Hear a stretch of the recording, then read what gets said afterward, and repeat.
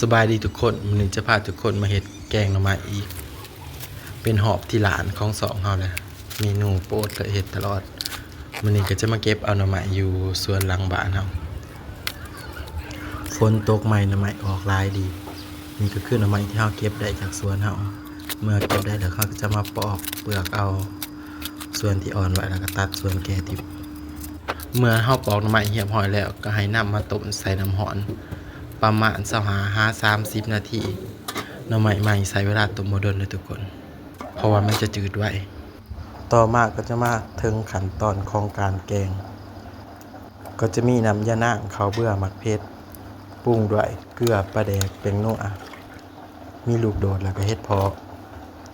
มีหมักอื้อนำทุกคน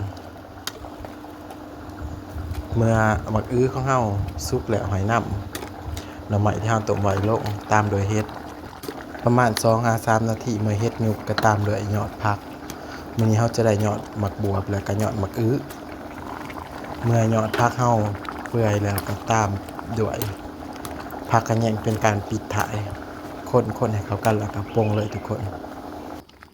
หน้าตาของแกงหน่อไม้เฮาเป็นตาแซ่บแห้งทุกคนมื้อนี้เครื่องครบเลยแล้วเฮาก็จะมาเฮ็ดทอดไข่กินกับแกงหน่อไม้เฮามื้อนี้จะเป็นทอดไข่ใส่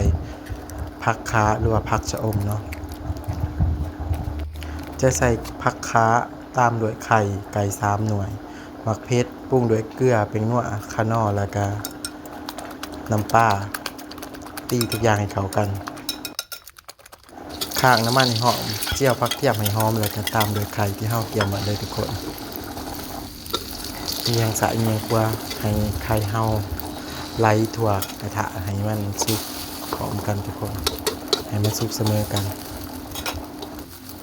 ขั้นตอนของการจีดไข่นี่ม่วนแฮงทุกคนมันลุ้นดีและนี่ก็คือหน้าตาของทอดไข่ที่เฮาเฮ็ดเรียบร้อยแล้วเฮาก็มาตักแกงหน่อไม้